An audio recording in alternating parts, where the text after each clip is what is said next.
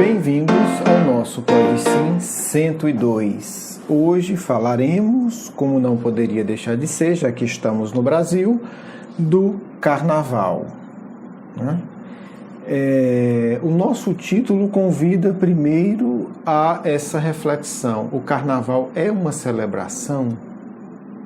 Sim, o Carnaval é uma celebração, é uma comemoração, é um rito social, que envolve uma parte significativa da sociedade brasileira.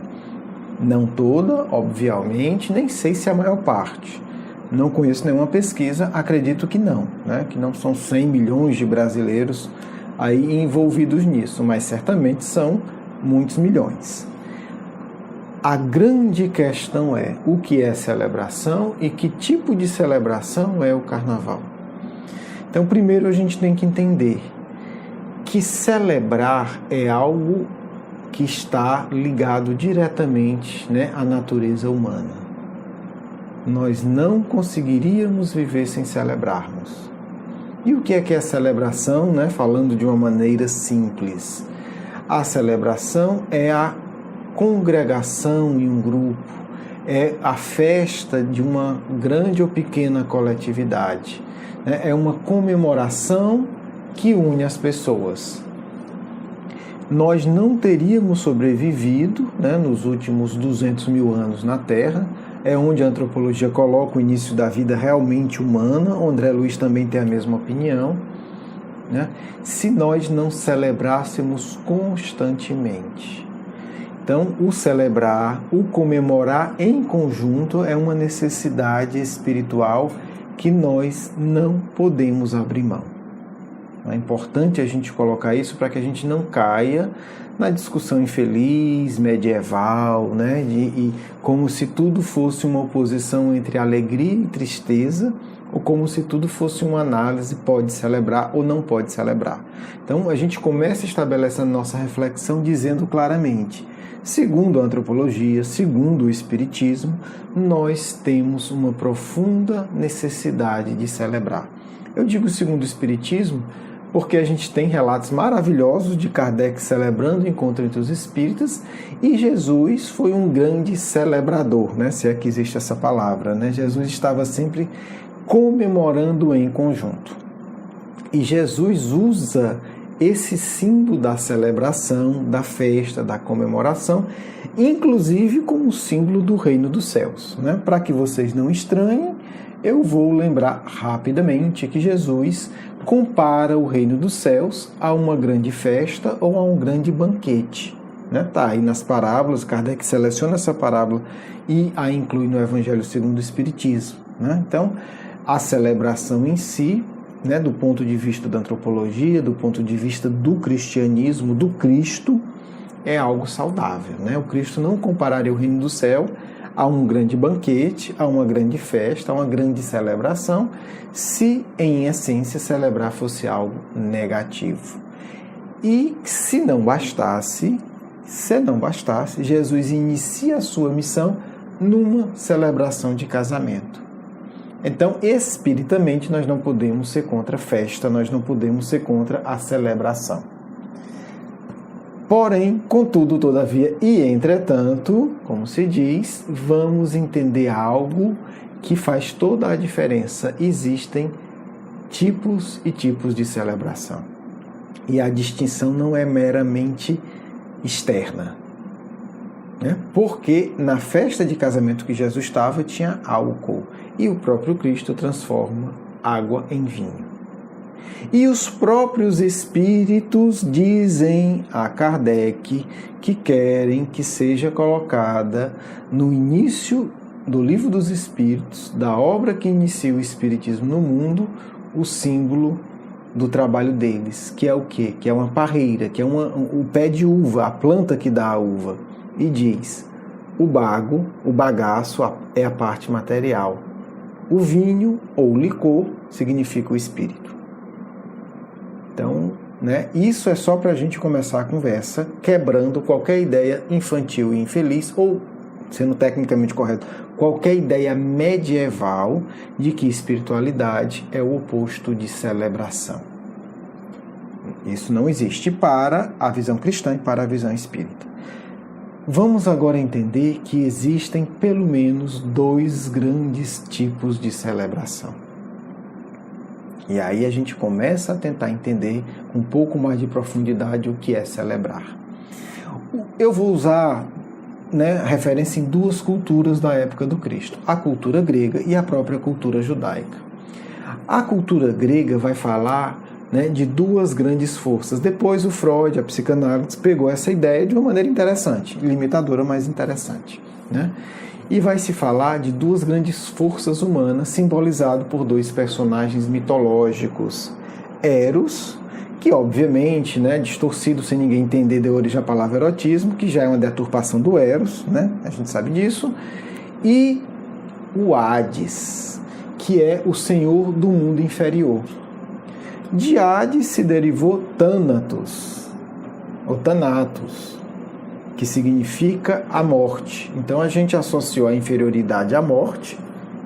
E hoje, é sempre curioso, gente, estudar como nós, arianos, interpretamos a mitologia. A gente sempre limita, é muito interessante isso. Mas enfim, seja como for, hoje a tanatologia, que vem de Thanatos, que vem de Hades, significa aquelas pessoas que se especializam numa área para lidar com a morte física. Então há uma associação clara entre mundo inferior, Hades, com Thanatos, que foi uma variação do nome do Hades, que é o senhor do mundo inferior, com a morte. E Eros, que a psicanálise chama de pulsão de vida. Amor. Na verdade, Eros aí é amor. Então a gente vai ter simbolicamente essas 2 grandes forças, as forças inferiores e da morte, e as forças do amor e da vida. Na cultura judaica, a gente também vai ter esse simbolismo, um pouco mais duro, um pouco mais forte, onde vai ser as coisas de Deus e as coisas do diabo, do inferno. É preciso dizer que o inferno judaico é extremamente parecido com o inferno grego e que não tem nada a ver com o inferno católico. Para os gregos e para os judeus, o inferno é um lugar de sofrimento provisório. Os católicos na Idade Média é que inventaram que o inferno é eterno. Tá certo? Então, quando Jesus fala inferno, ele está falando de um lugar de sofrimento provisório. Quando os gregos falam inferno, o mundo inferior, ou Hades, é um lugar de sofrimento provisório. Seja como for, a gente vai ter essas 2 grandes características centrais, que a gente com elas pode entender a celebração. Nós estamos falando de celebração de Hades e de Thanatos, ou estamos falando de celebração de amor e de Eros? Estamos falando de celebração de pulsão da morte, ou estamos falando de celebração de pulsão da vida? Estamos falando de celebração de inferioridade, ou estamos falando de celebração de espiritualização? Então a gente vai pegar isso e organizar da seguinte maneira. A celebração por si é indispensável. Quando nós estávamos nas cavernas, nós celebrar no sentido da conjunção da comunidade para comemorar algo diariamente.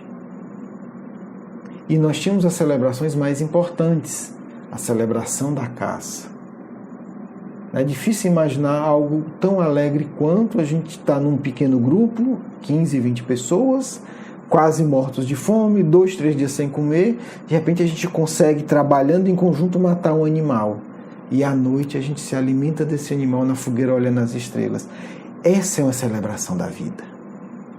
Nós estamos conseguindo nos manter, nós estamos nos alimentando, nós estamos conquistando a vida, nós estamos perpetuando a vida.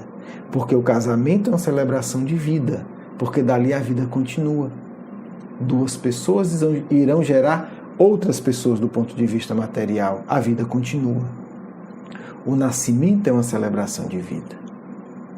Então, se a gente consegue entender que a celebração em si é essencial e que o Cristo usa esses símbolos, e se a gente consegue entender que existem celebrações de vida e de morte, ou celebrações de inferioridade, de superioridade ou de espiritualidade, a gente vai poder olhar para os vários tipos de celebração e avaliar que tipo de celebração faz sentido, né? Observe que com isso a gente já está a milhares de quilômetros de distância da visão medieval.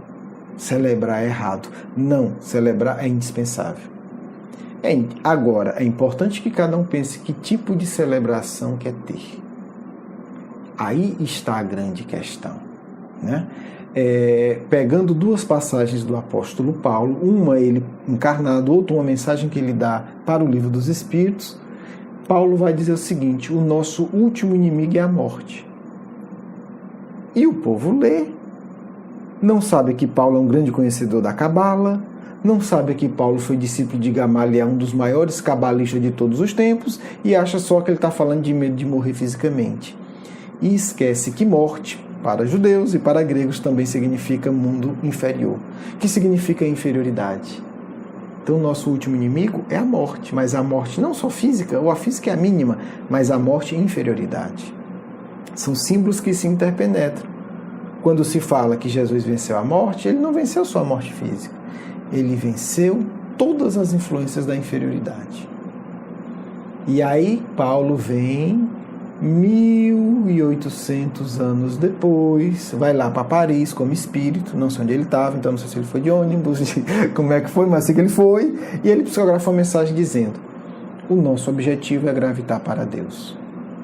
O que é que ele está dizendo? O nosso objetivo é seguir o impulso do amor. Seguir o impulso do amor é superar o impulso da morte, o impulso da inferioridade.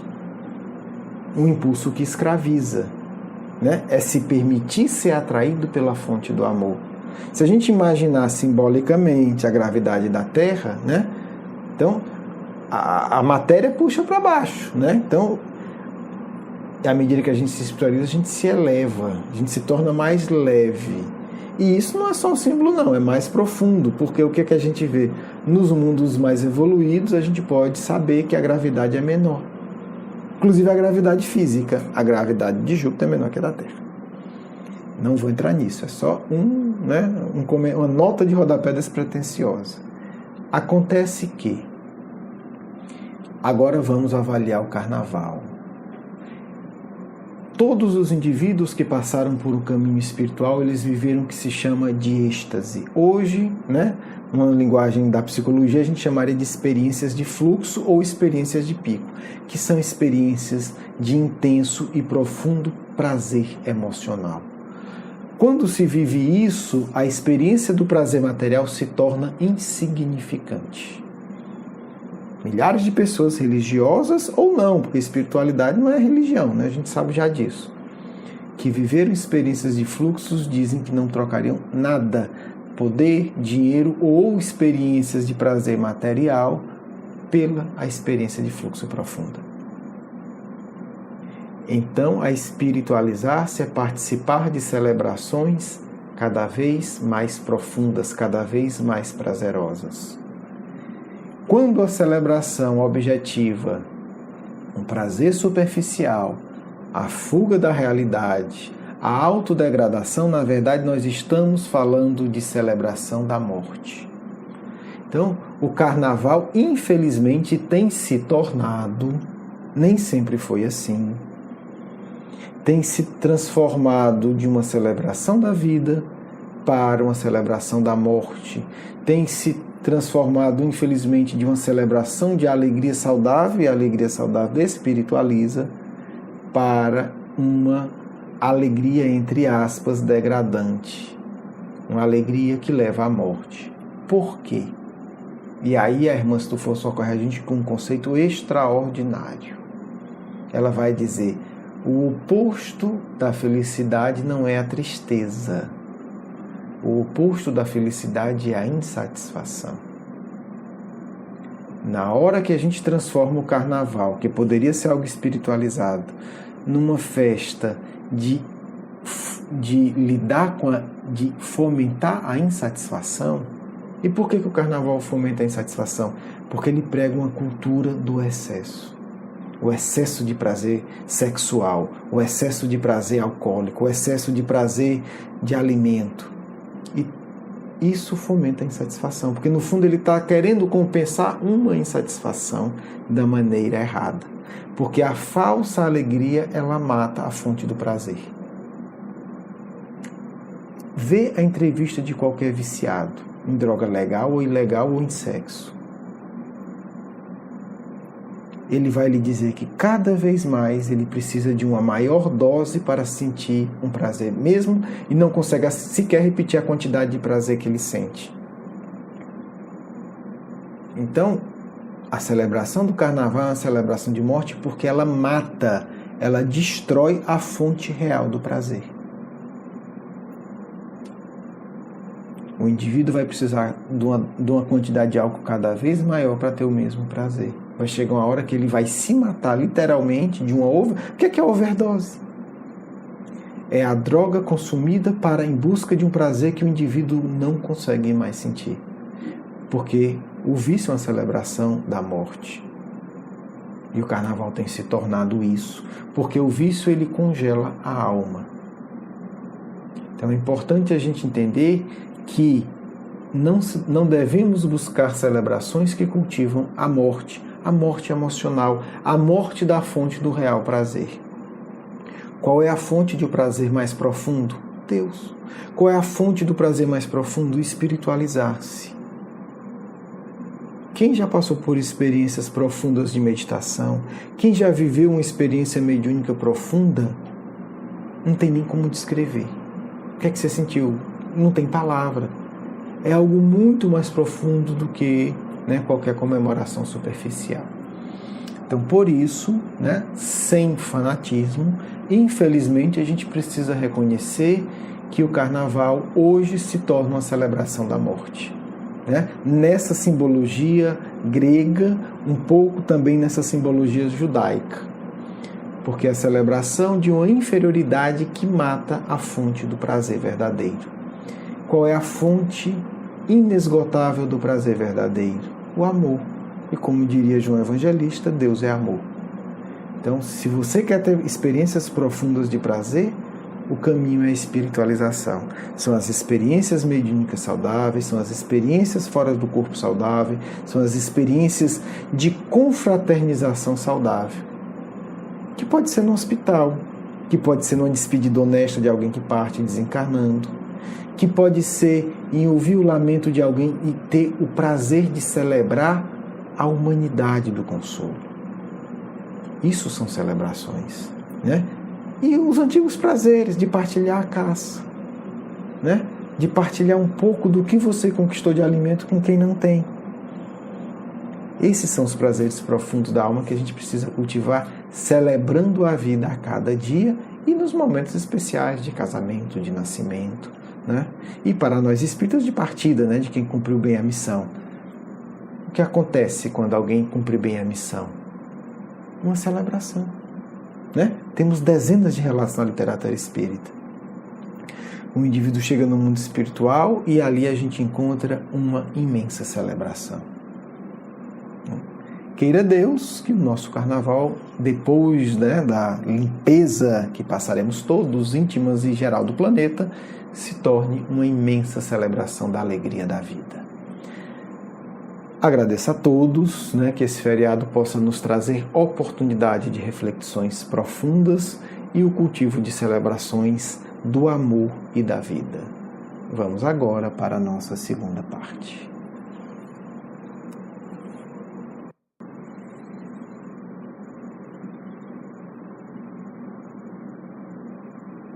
Que a paz e a alegria possa tocar todos vocês, meus filhos.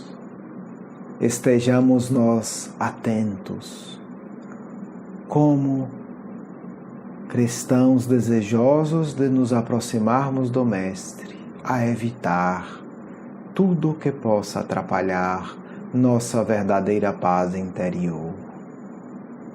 Filhos amados, as regiões inferiores da terra precisam de amparo e de ajuda, de consolo e de amizade, e não de loucura, e não de vocês encarnados, se tornando verdadeiros polos de atração e mesmo de tentação para os vossos irmãos enfermos da espiritualidade.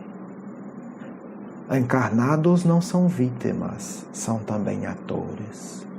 À medida em que querem viver desregradamente por paixões infelizes, dificultam a recuperação de todos aqueles que, fracos e viciosos, perderam o corpo físico. Filhos, precisamos de vocês. Precisamos que vocês orem mais.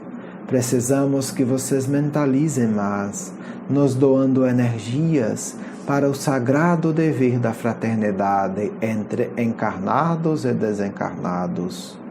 Um dia que não deve estar tão longe, espíritas entenderão que não devem fugir de carnaval, devem congregar-se em grupos enormes, em retiros vibratórios para a produção de energias socorristas. Quando tivermos milhares e milhares, sonhamos com milhões de espíritas reunidos no carnaval para celebrar a vida, em reuniões mediúnicas, mas também em estudos, em meditações dirigidas, em reflexões profundas, para que possamos, nessa data, realizar imenso socorro tão necessário à pátria do Evangelho. Espíritas, muitas vezes não tens o tempo que desejava, que poderia se desejar para as atividades. Por que não programar carnaval para isso? Reunir em grupos, oração, paz, devoção à causa do Mestre. Maioria não trabalha, poderia dedicar esse tempo ao amor aos mais necessitados. Poderia desenvolver conosco milhares e milhares de ações socorristas nos dois planos da vida. Espíritas, não sejais covardes, simplesmente vos escondendo das energias densas. Organizai vosso interior, organizai vossos grupos, buscai local adequado e realizai as tarefas necessárias. Conjugando forças, milhares de centros unidos, mesmo horário, vibrando, trabalhando e socorrendo, nos será de imenso valor. Espíritas, precisamos agir de forma coordenada, porque o Cristo espera de vós o amparo necessário para ajudar a pátria do Evangelho. Não fiquem como tolos condenando ninguém. Hajam como cristãos. Somente vossa atitude firme transformará energias infelizes em energias sublimes. Somente vossa conduta valorosa será a base suficiente e necessária para uma ação ampla da espiritualidade. É necessário haver proporção de equipe espiritual e material. Não podemos convocar milhares de trabalhadores simplesmente com o apoio de 2 ou 3 ou 4 médiuns. Precisamos de vocês, orando, criando um ambiente poderoso de luz, para que, aí sim, possamos convocar inclusive amigos de esferas mais altas, porque diremos: nobre irmão, tua presença se justifica. Olha que espíritas estão fazendo. São milhões a orar e rogar amparo a todos. Não condenam, querem socorrer. Mas se vós vos entrincheirais em lazeres doentes ou inúteis, que podemos fazer? Bem menos do que gostaríamos, filhos. Preparem-se, filhos. Conversem. Se esse carnaval não foi possível, por que não organizar evangelho no lar, atividade em centro, atividade num sítio, um lugar lugar de paz, onde se possa gerar campo nobre de atividades, que os espíritas entendam que lazer deve ser celebração de vida, jamais atitude mórbida de mero comodismo e descanso inútil, mas sim a alegria que gera paz verdadeira e consola quem mais sofre. Esse é nosso desejo, contar com cada um de vocês um pouco mais de prece, um pouco mais de doação, para que nosso trabalho prossiga. E temos esperança real de vermos um dia vocês, ligados ao Grupo Marcos, organizar pequenos grupos em todo o mundo, a se comunicar pela internet, orando, estudando e vibrando, um verdadeiro encontro de almas, presencial ou não, mas com a presença garantida do Mestre. Que todos fiquem em paz, do amigo espiritual de sempre.